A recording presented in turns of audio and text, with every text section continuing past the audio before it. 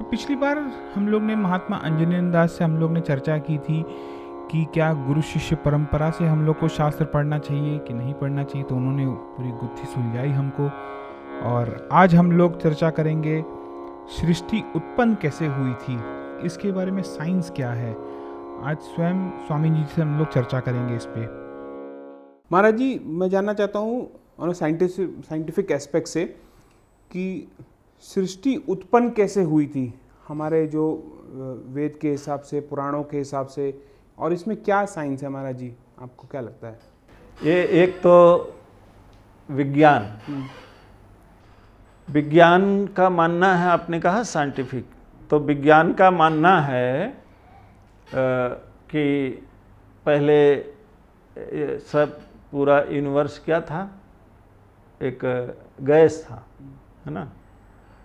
फिर वो गैस में कोई उल्का टूटा है, फिर वहाँ जल हुआ है, फिर शैवाल हुआ है, फिर छोटे छोटे जीव, ऐसे क्रमिक विकास विज्ञान ये मानता। बात शब्दों का अंतर है। ऐसे ही जो ये प्रमाणवादी ये अणुओं से मानते हैं सृष्टि, माने ये अणु से हुआ है, कण से, अणु से, इसमें कणाद मानते हैं। कणाद वैशेषिक दर्शन इस एक दर्शन है।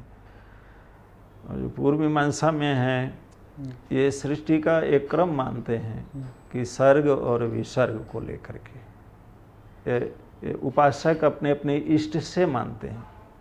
जिस पुराण में अब वर्णन होगा, उस पुराण में जो प्रधान देवता हैं उन्हीं से सृष्टि उत्पन्न हुई है, ऐसा ही माना जाएगा। और अब आप तत्ववेत्ता जो हैं वो तत्वों से, ज्योतिषी लोग ज्योतिष से, व्याकरणाचार्य वो व्याकरण से, शब्द स्वर वाले स्वर से, सब अलग अलग मानते हैं। सबका मुख्य तात्पर्य एक ही जगह आकर के आता है कि अब ये सृष्टि हुई कैसे है। तो सृष्टि में दो चीज़ है, एक सृष्टि में मटेरियल क्या क्या लगा है ये है, और सृष्टि उस मटेरियल को बनाने वाला कौन है। तो जो बनाने वाला है उसको कहेंगे निमित्त, और मटेरियल को बोलेंगे उपादान। तो निमित्त अलग है, उपादान अलग है, ये बात ठीक है। या निमित्त और उपादान एक ही है, ये बात ठीक है। या निमित्त और उपादान से पूर्व क्या था, ये है। तो हमारे शास्त्रों में, पुराणों में अलग अलग है। पुराणों में वर्णन आया है तत्वों को लेकर के। तत्ववेत्ता 36 तत्व मानते हैं कि उसमें ये 36 तत्व है, ये 100 वाले। दूसरा आप ये देखेंगे सांख्य, तो सांख्य 25 तत्व को, बौद्धिज्म में भी 25 तत्व मानते हैं। भगवान शंकराचार्य जी एक जीवाद मानते हैं, एक जीवाद। अब एक जीवाद में ये सृष्टि कैसे हुई पूरे सृष्टि पर। तो अब आपको सृष्टि का, हम सृष्टि को एक चक्र के रूप में देखते हैं, ठीक है। तो ये जो भी श्रोता वर्ग होंगे, इसको जो सुनेंगे, उनको बहुत ध्यान देके सुनना और समझना पड़ेगा ये। तो इसको ये हुआ कि इसके कारण में एक हम उपनिषद लेते हैं, ठीक है। और जैसे उपनिषद में प्रश्न हुआ है, तो श्वेतासत्र उपनिषद में इस पर प्रश्न हुआ, जैसे आपने प्रश्न किया है ऐसे वहाँ प्रश्न किया है, किम कारणम ब्रह्म। ये जगत का जो कारण ब्रह्म है वो कैसा है, किम कारणम ब्रह्म, कुतः अस्म जाता। हमारा जो जन्म हुआ है वो कहाँ से हुआ है, जाता माने हम कैसे पैदा हुआ, कुतः अस्म जाता। जीवाम केन, हम किसके द्वारा जीवित हैं। क्वचा संप्रतिष्ठा, और हमारी जो प्रतिष्ठा है वो कहाँ से है, कैसे, किस प्रकार से। क्वचा संप्रतिष्ठा। अधिष्ठिता केन, किसके द्वारा हम अधिष्ठित हैं, स्थापित हैं। अधिष्ठिता केन सुखातरेश, सुख और दुख, इतर माने सुख से इतर दुख है, सुख और दुख वर्तामहे ब्रह्मविदो व्यवस्था। ये कैसे इसकी व्यवस्था हो। इसका उत्तर हमारे वेद में ही आया कि दूसरे मंत्र में ये बात बताई गई कि विचार हो रहा है। तो कालः स्वभावो नियतिर यदीक्षा भूतान योनि पुरुषित चिंता संजोग ऐसा न तो आत्मभावात आत्मा अपनी सा सुख दुख तो चिंता का मतलब इस पर विचार किया गया कि क्या काल के द्वारा ही ये सृष्टि हुई है। कोई लोग कहते हैं कि भाई सब काल का ही सब ग्रास है, सबको काल निगल जाएगा। कुछ लोग कहते हैं स्वभाव से हुआ है, कुछ लोग नियति को कहते हैं। तो ये क्या इसका समवाय संबंध है कि या विरुद्ध संबंध है? माने ये सब मिलकर के समूह में कार्य कर रहे हैं या अलग अलग कर रहे हैं? इनका एक दूसरे पर अन्योन्य आश्रित हैं या अभाव है, इनका एक दूसरे का अभाव है। तो काल स्वभाव नियति यदि इच्छा, माने ये इच्छा से हुई है क्या? काला स्वभाव नियति यदि इच्छा भूतानि योनि, ये भूत की ये भूत हुए हैं, इसकी योनि क्या है? तो इस पर विचार करिए। ये सारे मिलकर के संयोग ये हम सब मिलके किए हैं, कैसे कर सकते हैं? संयोग ये साम न तो आत्मभाव किया या आत्मा से ही। और फिर आत्मा जब अनीसा हो गई, माने ये खुद ही किसी बस में है, तो ये कैसे कर सकती है जहाँ सुख दुख है? तो फिर इस पर सब ने विचार किया। ते ध्यान योगा, उन लोगों ने संयुक्त हो करके और युक्त हुए। ते माने सब लोग मिल करके, बहुवचन है। ते ध्यान योगा अनुगता अपश्यन, अपश्यन का अर्थ है कि उन्होंने देखा अथवा जाना, अधीमा आगे आएगा, अधीमा माने जाना या देखा या विचार किया। ते ध्यान योगा, ध्यान माने ध्यान कैसे किया? आंख बंद करके देखा नहीं, माने उस बुद्धि से कई लोग मिलकर के उस पर विचार किया, विवेक किया। तो क्या विवेक में आया? ते ध्यान योगा अनुगता पश्यन, क्या देखा? देवात्म शक्ति, ये जो देव है, देव का मतलब आत्मा, इसमें परमात्मा की एक शक्ति है। और उस शक्ति ने ही क्या किया है? स्वगुण, अपने ही गुण से और इसकी रचना करने वाली है। तो शक्ति कौन सी है? अभी इसकी एक कल्पना किया सृष्टि की। इसको एक हम चक्र मानते हैं, संसार चक्र में सब भटक रहे हैं। संसार चक्र है ना, तो संसार चक्र में क्या क्या है? एक रूपक लेकर के इस पर विचार करते हैं। तो ये रूपक क्या है? तम एक नेमी, माने एक आप देखो पहिया है, तो उस पहिया में एक धुरी लगेगी जिस पे चलेगा ना, तो उसको क्या है? वो जो धुरी है उसको बोले नेमी। वो नेमी क्या है? तम। अब तम का अर्थ किया जाएगा तो तम क्या है? तो तम को ही 13 अर्थ बताया गया है। अब गिनिए। पहला उसका योनि, माने जहाँ से पैदा होते उसको योनि, मनुष्य योनि, पशु योनि, देव योनि, वृक्ष योनि, जीव जंतु योनि, माने सबकी योनियाँ अलग हैं। 84 लाख योनि, इतना है। ये योनि का अर्थ अलग अलग हो जाएगा। फिर अलग अलग वो कैसे पैदा होते हैं, अन्न कैसे होता है, वृक्ष कैसे होते हैं, पशु पक्षी कैसे होते हैं, ये योनि के अंतर्गत आ जाएगा। दूसरा कारण, माने आपका शरीर है तो इसके पीछे कारण कौन सा है? योनि कारण। तीसरा अव्याकृत, माने इसकी कृति जो है वो कोई इसमें विशेषण के साथ है या बिना विशेषण? तो बिना विशेषण के है, क्योंकि एक ही है, अव्याकृत तम है। और चौथा उसको आकाश, माने ये व्यक्त नहीं है, व्यक्त के रूप में है, और आकाश है। महाकाश, माने पूरा अंदर का आकाश, महाकाश। अब महाकाश के आगे इसको क्या बोला गया? स्वयं। फिर तम, माने तम भी आ गया। तम का अंधकार, तो तम से सृष्टि माना जा रहा है। अब तम के आगे इसको क्या बताया? माया, माने जो अनिर्वचनीय है। फिर इसको छाया भी कहा गया, माया छाया। फिर प्रकृति कहा जा रहा है, ये प्रकृति तम का ही नाम है। प्रकृति के अतिरिक्त इसको क्या कहा गया है? शक्ति और अव्यक्त। तो ये तम एक नेमी। त्रिवृतम, इसमें 3 वृत्त है। तो 3 वृत्त कौन कौन से हैं? ये गुणों को लेकर के आप ले लीजिए, सतोगुण, रजोगुण, तमोगुण। सतोगुण का शुद्ध स्वरूप क्या है? सतोगुण में दो स्वरूप है, एक मलिन सत्य है और एक शुद्ध सत्य है। शुद्ध सत्य ईश्वर के लिए कहा जाता है, यहाँ कोई भेदभाव नहीं, सब में सब समानता, यहाँ सब में समान है और ईश्वर ही है उसको। और मलिन सत्य ये जीव हो गया। तो अब ये जीव जहाँ शांत है, आनंदित है और ईश्वर परक है, जहाँ भेदभाव नहीं है, जहाँ परम प्रेम है, वो सतोगुणी है। जहाँ क्रियात्मक है, निर्माण विभाग जितना है, सब निर्माण कार्य जितना है, वो सब रजोगुणी का है। और जहाँ आलस और प्रमाद है, वो तमोगुणी है। झगड़ा है, झंझट है, इत्यादि है, विकार है, वो सब तमोगुणी। तो तीनों गुणी इसके त्रिवृत्त है।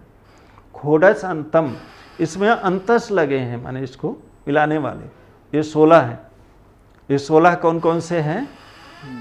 तो खोडशांतम 5 इसमें ज्ञान इंद्रिय, 5 कर्म इंद्रिय, 11वां मन और 5 प्राण, ये 16 हो गए। अथवा 14 भुवन इधर के और 14 भुवन, और उसके साथ में विराट को ले लीजिए और सूत्रात्मा, सूत्रात्मा विराट 14 भुवन, ये भी 16 हो गए। एक 16 का मंत्र भी है, सा प्राणान असृजत, प्राणात् श्रद्धाम, खम वायु ज्योति आपः पृथ्वी मनो इंद्रियम कर्म तपो मंत्रा, और फिर अन्नम अन्नाद वीर्यम लोका नाम चा लोकेश्चा, ये भी 16 हो गए। 16 कला। तो ये खोडशांतम 3 बता दिया है ना। ये 14 भुवन, सूत्रात्मा और विराट, अथवा 5 ज्ञानेंद्रिय, 5 कर्मेंद्रिय, या 5 आपके ज्ञानेंद्रिय हो गए, या पंचभूत को ले लीजिए तो 5, और 5 इसको ले लीजिए, और आपके 11वां मन और 5 प्राण, ये हो गए अंतस खोडशांतम। सतार धारई 100 का आधा 50 इसमें सतार धारई, इसके आधार है इसमें सतार धारई, ये 50 हैं। ये 50 कौन कौन से हैं? तो उसमें 5 विपर्य है। विपर्य का अर्थ होता है विरुद्ध। अब बताते हैं ना द्वंद्व, विरुद्ध। तो सब कुछ ये माया के अंतर्गत है, तो विपर्य ही मिलेगा, वहाँ ज्ञान तो मिलेगा नहीं। तो 5 विपर्य हैं। 5 विपर्य में कौन कौन है? पहला तम है, दूसरा आपका मोह, तीसरा महामोह, चौथा तामिश्र और 5वां अंध तामिश्र। तो तम में अष्टधा प्रकृति आ गई आपकी, है ना, और पीछे बता ही दिया गया। और मोह क्या है? जिससे आदमी, तो ये मोह जो है 8 प्रकार के जो ऐश्वर्य हैं, और इसके प्रति जो इसको चाहिए ही, इससे बंधा हुआ है ये अष्ट ऐश्वर्य में, है ना। तो अष्ट ऐश्वर्य इसमें क्या है? ईशिता, वसिता, आप्त, आप्ति, प्राप्ति, कामः, काम जो है, और इत्यादि कामा हो गया, और इसमें लघुता, महिमा, गरिमा, अणिमा, यह हो गया 8। तो ये 8 मोह हो गया। ठीक। महामोह, अब महामोह में क्या हो गया? 5 जो है पंच विषयों को भोगने का दृष्ट, कि हम यहाँ हैं यहाँ भोग लें, और जहाँ जाएं वहाँ भी भोग लें, ये 10। तामिश्र उसे कहते हैं कि इन 10 ये और 8 ये 18 के ना मिलने पर जो क्रोध होता है उसका नाम तामिश्र है। प्रतिकूल हो गया तामिश्र। और अंध तामिश्र क्या है? अंध तामिश्र ये हम थोड़ा थोड़ा इसका उपभोग किए, और ये 18 और ये छूट गया, उसके कारण से शोक जो होता है वो अंध तामिश्र। तो अंध तामिश्र, ये अंध तामिश्र हो गया। अब ये तो आपका आया विपर्य, ये 5 हो गए। अब दूसरा है क्या? आसक्ति, ये 28 है। तो 8 तुष्टि और 9 जो है, 9 तुष्टि और 8 सिद्धि, ये 18। ठीक है। और 5 ज्ञानेंद्रिय, 5 कर्म इंद्रिय और 1 मन, ये 17 हुए। 9 8 17 और 11 ये 28 में जो हमारी असमर्थता है इसका नाम अशक्ति है। 28 हो गया। अब ये आपके आ गया नवतुष्टि। नवतुष्टि क्या है? 5 तो विषयों को लेकर के तुष्टि है, 5 विषयों से संतुष्ट हो गया, मिला नहीं मिला उससे। और 4 हो गया क्या है? माने अंदर से ही उसको प्राकृत उपादान बेस से ही तुष्ट हो गया, शब्द से तुष्ट हो गया या स्वाध्याय करके, आपने कहा स्वाध्याय, ये तुष्टि होगी। 8 सिद्धि है। तो 8 सिद्धि क्या है? माने उसको सिद्धि बोले तो 3 सिद्धि तो है कैसी कि शब्द से उसको सिद्धि मिली, स्वाध्याय से सिद्धि मिली। तो उसमें आ गया जो शब्द और स्वाध्याय कहा गया, वहाँ भाग्य और काल को ले लीजिए। तो यहाँ शब्द, स्वाध्याय और उहु माने अंदर से ही। और 3 तो सिद्धि आ गई, इसको दुख विघात नाम की सिद्धि है। माने दैहिक, दैविक और भौतिक इसकी जो सहने की शक्ति है, इसको दुख विघात। और उसके आगे आ जाएगा आपका दैहिक, किसी के मिलना और किसी की मदद करना, सुहित प्राप्ति और किसी की मदद करना, यह सिद्धि। तो ये मिला करके 50 हो गए। ये 50 इसमें है, 20 प्रत्यय भी, और 20 इसमें जो है प्रत्यय लगे हैं। तो ये 20 प्रत्यय कौन से हैं? 10 हमारी इंद्रियां और 10 इंद्रियों के कार्य, ये 20 हो गए क्रियात्मक। तो ये 20 हो गए। 20 अष्टकई खष्टवीर, 6 इसमें अष्टक हैं। ये 6 अष्टक क्या हैं? जो इस चक्र को बांधे हैं। अब इसमें समझ लीजिए कि आपका टायर चढ़ गया इस चक्र में। तो 6 अष्टक क्या है? पहला अष्टक है धातु अष्टक, जिससे शरीर बना है। तो शरीर कैसे बना है हमारा? मेद, मज्जा, रुधिर, अस्थि, ठीक है, मांस, त्वचा, चर्म और वीर, ये अष्ट, इसको बोलते हैं धातु अष्टक। दूसरा है प्रकृत अष्टक। ये प्रकृत अष्टक क्या है? प्रकृत अष्टक ये हुआ कि अष्टधा प्रकृत, 5 जो है पंचभूत और 3 आपके क्या हो गए? मन, बुद्धि, चित्त, ये प्रकृत अष्टक हो गया। अब तीसरा अष्टक है देव अष्टक। प्रजापति, ब्रह्मा, देवता, उसमें राक्षस, यक्ष, किन्नर, बैताल और मनुष्य जीव, ये हो गए देव अष्टक। अब चौथा हो गया, एक अष्टक हो गया आपका जिसको बोलते हैं ऐश्वर्य अष्टक। ये 8 प्रकार के ऐश्वर्य अष्टक हो गए। चौथा हो गया। 5वां क्या है? भाव अष्टक। धर्म, अधर्म और धर्म के साथ अधर्म, ज्ञान के साथ अज्ञान, ऐश्वर्य के साथ अनैश्वर्य, वैराग के साथ राग, ये हो गए भाव अष्टक। फिर गुण अष्टक हो गया। तो गुण अष्टक में आ गया उदारता, अनुग्रह करना, दया करना, करुणा करना, है ना, व्यापक मदद करना, ये गुण अष्टक। तो ये 6 अष्टक हुए। अष्टकई खष्टभीर। त्रिमार्ग भेदम, 3 मार्ग इसके भेद हैं। कौन कौन से? धर्म, अधर्म और ज्ञान। त्रिमार्ग भेदई द्वि निमित्त एक मोह। 2 निमित्त हैं इसके, सुख और दुख, और एक जो है मन और मोह। इसी से ये पूरा चक्र आपका कंप्लीट हो गया। अब इसको नदी में, तो ये नदी कहा गया दूसरा इसको, इस आपके, है ना, आपका जो प्रश्न है, तो आप पूरे प्रकृति के बारे में जानना चाहते हैं, तो ये हम संक्षेप में बता रहे हैं। तो नदी के बारे में, तो नदी क्या है? 5 स्त्रोत अम्बुम, इसका 5 स्त्रोत है। ये पंचभूत ही इसके स्त्रोत है। 5 योनि उग्र वक्राम, तो इसके पंचभूतों के गुण इसके स्त्रोत हैं। और ये पंचभूत ही इसकी योनि है, ये उग्र हैं और वक्र भी, पंच उग्र वक्राम, पंच प्राण उर्मी, ये पांचों प्राण इसकी उर्मियाँ हैं।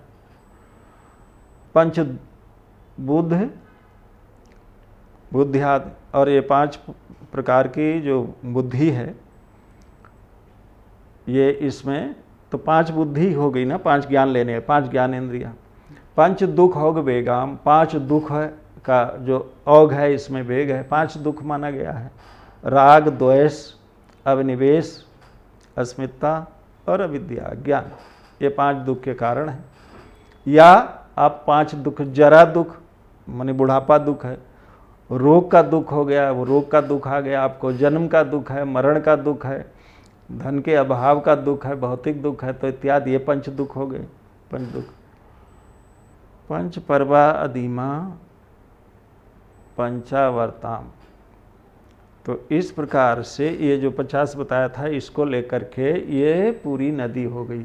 अब इसी से सर्वा जीवे, समस्त जीव इसी से जीवित हैं, सर्व संस्थे इसी में से सब स्थापित हैं। बृहंते अस्मिन हंसो भ्रामते ब्रह्मचक्रे, इसी में, इसी चक्र में सब भ्रमित हैं। लेकिन कभी जुष्टम तथा तेन अमृतत्व में थी, जब इससे अलग होता है कोई और तत्व से अपने को जानना चाहता है, और जब तत्व से जानने के लिए इसका आपको परीक्षण करिए, विचार करिए कि ये कोई जो है सच्चा नहीं है। बिल्कुल। परीक्ष लोकान कर्म चितान ब्राह्मणो निर्वेद माया नास्ति अकृता कृतेन तद विज्ञानार्थम गुरुमेव अवगच्छेत समित पाणी श्रोत्यम ब्रह्मनिष्ठम। तो किसी ज्ञानी के पास, जिसको जानकार है, उसके पास जब जाओगे तो ये जो किया जा रहा है ना, ये रहने वाला है, और जो नहीं किया गया है वो रहने वाला है। ये दोनों का दोनों कोई सच्चा नहीं है। तो इसलिए इसके विज्ञान के लिए आपको, इसका जब आप विज्ञान कर लेंगे तो कोई कारण नहीं बनेगा कि आप किसी से द्वेष करें या किसी से राग करें। आप राग द्वेष से जब हट जाएंगे तो या तो सबके साथ आपकी मित्रता होगी, और ये जहाँ मित्रता नहीं है वहाँ करुणा होगी। किसी को आपसे कभी किसी काल में पीड़ा हो ही नहीं सकती। क्यों? क्योंकि आपकी दृष्टि में आपको वो दृष्टि प्राप्त हो जाएगी जिसमें सब आपका ही स्वरूप है, दूसरा तो कुछ है ही नहीं। अगर सबको ईश्वर मानो तब भी एक, सबको प्रकृति मानो तब भी एक, सबको आत्मा मानो तब भी एक, तो एकम एवं अद्वितीयम, ये उपक्रम है और उपसंहार। ये अध्यारोप करें और उसके बाद इसका अपवाद कर दें, और जब अध्यारोप का अपवाद आप कर देते हैं तो गुण दोष को जब आप हटा देते हैं तो कौन है? सिर्फ आप ही आप तो हैं, कि आपके अतिरिक्त कोई बनता नहीं है। तो अपने आप से न तो द्वेष होगा, न अपने आप में कोई राग होगा।